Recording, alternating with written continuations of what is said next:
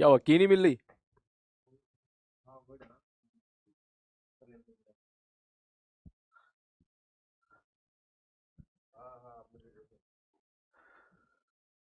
अ,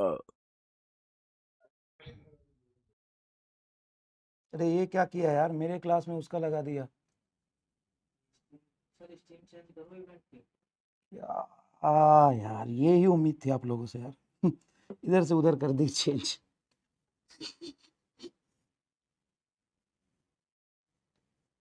चलो बहुत बढ़िया।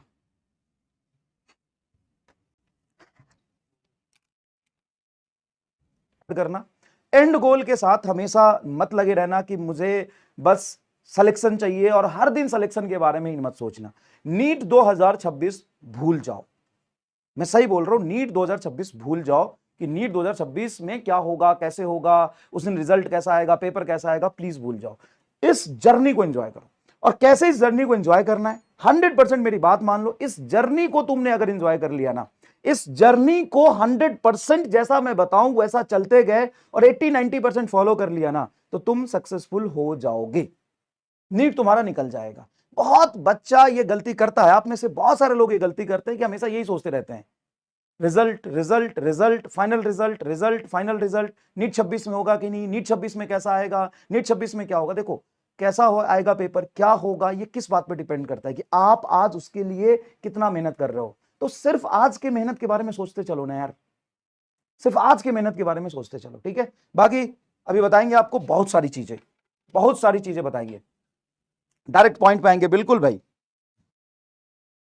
बिल्कुल बहुत सारी चीजें बताएंगे, डायरेक्ट पॉइंट पे आएंगे, सारी कंसेप्चुअल बातें करेंगे, सब कुछ बताएंगे। रेडी हो आप लोग, रेडी हो आप लोग? चलिए ध्यान से सुनिएगा।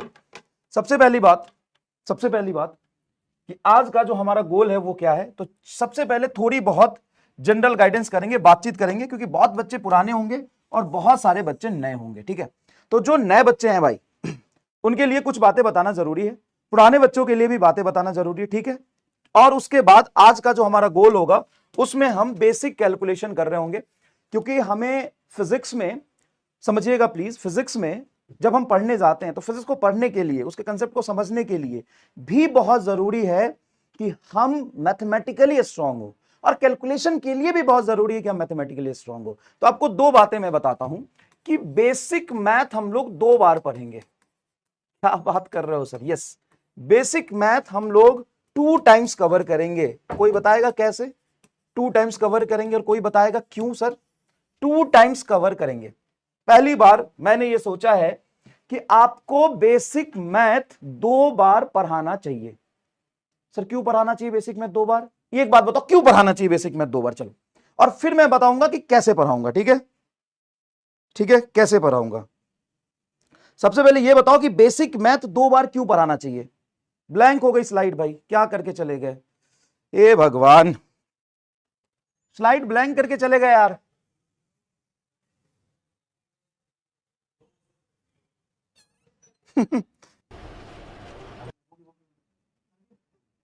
आ गया आ गया आ गया, चलिए आ गया, अरे भाई आ गया आ गया आ गया, चलिए।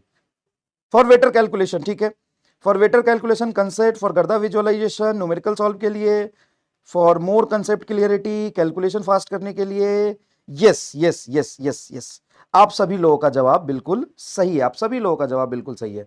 चलिए अब बात करते हैं, चलिए बात करते हैं, चलिए बात करते हैं, चलिए चलिए चलिए सुनिए अब ध्यान से।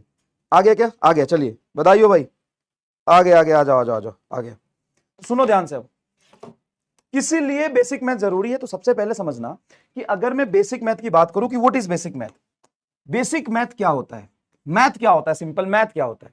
Math is a language of physics, math is a language, language of physics. अगर मैं फिजिक्स में कोई कंसेप्ट समझाना चाहता हूं तो उसको मैं तुम्हें एग्जांपल से विजुअलाइज कराऊंगा, फिर वहां पे कुछ फ्री बॉडी डायग्राम बनाऊंगा, रोटेशन में फ्री बॉडी डायग्राम बनाऊंगा, ग्रेविटेशन में तुम्हें नहीं करा पाऊंगा जब मैं वो भाषा ही नहीं बोल पाऊंगा। और फिजिक्स की भाषा होती है मैथमेटिक्स, फिजिक्स की भाषा क्या होती है? मैथमेटिक्स। तो इसको हम 2 बार क्यों पढ़ेंगे? सबसे पहले हम पढ़ेंगे कंसेप्ट को समझने के लिए जो जरूरी चीज है, इसलिए दूसरी बार 2 बार क्यों करना चाहिए? क्योंकि हम कैलकुलेशन भी बिना मैथमेटिक्स से नहीं कर सकते। अगर मुझे कैलकुलेशन करना है तो मुझे मैथमेटिक्स आना चाहिए, फास्ट कैलकुलेशन करना है तो मैथमेटिक्स आना चाहिए। अच्छा, सवाल को पढ़ना है तो भी मैथमेटिक्स आना चाहिए, क्योंकि मैथमेटिकल टर्म्स में आजकल सवाल बन जाते हैं, तो मैथमेटिक्स बहुत जरूरी है। अब यहां पे आते हैं कि हम 2 बार मैथमेटिक्स कैसे पढ़ेंगे। तो एक बार में पूरा 12 लेक्चर 13 लेक्चर लेके कंप्लीट मैथमेटिक्स पढ़ाऊंगा। उसके बाद जब मैं फिजिक्स पढ़ा रहा हूंगा, जब मैं कोई कैलकुलेशन कर रहा हूंगा, तो वहां पे बॉक्स डाल के, जिसको हम बोलेंगे, कुछ भी नाम दे देंगे, वो तेरी मर्जी है ना, रामलाल बॉक्स नाम दे देंगे। तो ये रामलाल बॉक्स में मैं कंसेप्ट यूज्ड यहां पर लिखूंगा। और अगर मैं नहीं लिखा तो मेरा अंदर से फोन में हाथ डाल के और मेरा पैर पकड़ के बाहर खींच रहा है, मास्टर तुमने कहा था कि 2 बार बताएगा, चल बता यहाँ पे कंसेप्ट कौन सा यूज किया है, साइड में लिख के दिखा। तो उससे क्या होगा कि फर्दर जब आप रिवाइज कर रहे होंगे और कैलकुलेशन में फंसेंगे या कंसेप्ट में वहां पे फंसेंगे, मैथमेटिक्स के टर्म्स में फंसेंगे, ये कैसे हुआ, तो आपको पता चलेगा कि यहाँ पे कैलकुलेशन में ये टर्म यूज किया गया है। ठीक है, क्या बाहर खींच लोगे क्या रामलाल बॉक्स? यो, क्या बाहर खींच लोगे क्या मुझे? ठीक है, ठीक है, ठीक है। सिलेक्शन बॉक्स, अच्छा कह रहा कि सिलेक्शन बॉक्स लिख दो सर, ये कह रहा सिलेक्शन बॉक्स लिख दो सर। ठीक है, कोई भी बॉक्स लिख दूंगा, तुम्हारी मर्जी। ठीक है ना, तो यहां पे मैं एक कॉर्नर डाल के लिख दूंगा कि कंसेप्ट यूज क्या हुआ है हर सवाल में। कैसा लगा ये कमेंट बॉक्स में आग लगा के बता दीजिए सर। जोरदार है सर, इससे तो हमारा पढ़ना भी अच्छा हो जाएगा, और हम जब कैलकुलेशन कर रहे होंगे तो भी अच्छा हो जाएगा, और जब हम बाद में रिवीजन करेंगे उस समय के लिए भी अच्छा हो जाएगा। चलिए बताइए, समझ में आया क्या? इसीलिए हम बेसिक मैथ 2 बार पढ़ेंगे, एक बार कंप्लीट थ्योरी और एक बार जहां जहां यूज होगा, डिफरेंशिएशन यूज हो रहा है, ट्रिगोनोमेट्री यूज हो रहा है, डिफरेंशिएशन यूज हो रहा है, इंटीग्रेशन यूज। तो कई बच्चे ऐसा कह रहे सर नीट का मास्टर, सर आप नीट का हो, पेपर जेई का आ गया है, तो नीट का मास्टर, जेई का मास्टर। एक बात सुनना ध्यान से, तो मेरे नोट्स उठा लो और जेई मेन के 90% सवाल मेरे नोट्स से मैं दिखा दूंगा, और ऐसे ऐसे सवाल जो किसी के नोट्स में नहीं है वो भी मेरे नोट्स में थे। और ये मैं नहीं बोलना चाहता, लेकिन कई बच्चे लगातार मैसेज कर रहे हैं, इसलिए मैं कह रहा हूं। तो पहली बात, एक कान खोल के सुन लीजिए, कान खोल के सुन लीजिए। मास्टर ना तो जेई का होता है, ना नीट का होता है, ना 10th का होता है, ना बोर्ड का होता है, ना कोटा का होता है, ना पाकिस्तान का होता है, ना अमेरिका का होता है। टीचर ना सब्जेक्ट का होता है, टीचर ना फिजिक्स का होता है, और उसको फिजिक्स के टीचर की तरह देखो। आज मैं अगर 10th में पढ़ा रहा होता तो मैं उसको जेई के सवाल, एडवांस के सवाल नहीं कराता। और अगर मैं नीट में पढ़ा रहा हूं तो नीट में पेपर 4 क्वेश्चन टफ आए हैं, लेकिन 40 क्वेश्चन 42 क्वेश्चन नोट से ही आए हैं। आपको स्क्रीनशॉट लिखा दिया और लेक्चर नंबर बता दिया, जाके आप देख सकते हैं, अब जाके देख सकते हैं बेटा। तो सबसे पहले जो तुम्हारे अंदर ये द्वंद्व चल रहा है, लॉजिकली और कंसेप्चुअली उस द्वंद्व के बारे में सोचो कि यार टीचर 10th में पढ़ा रहा है तो 10th का ही कंसेप्ट पढ़ाएगा, अगर 9th में पढ़ा रहा है तो 9th का कंसेप्ट पढ़ाएगा, बोर्ड का पढ़ा रहा है तो बोर्ड का कंसेप्ट पढ़ाएगा, जेई का पढ़ा है तो जेई का कंसेप्ट पढ़ाएगा।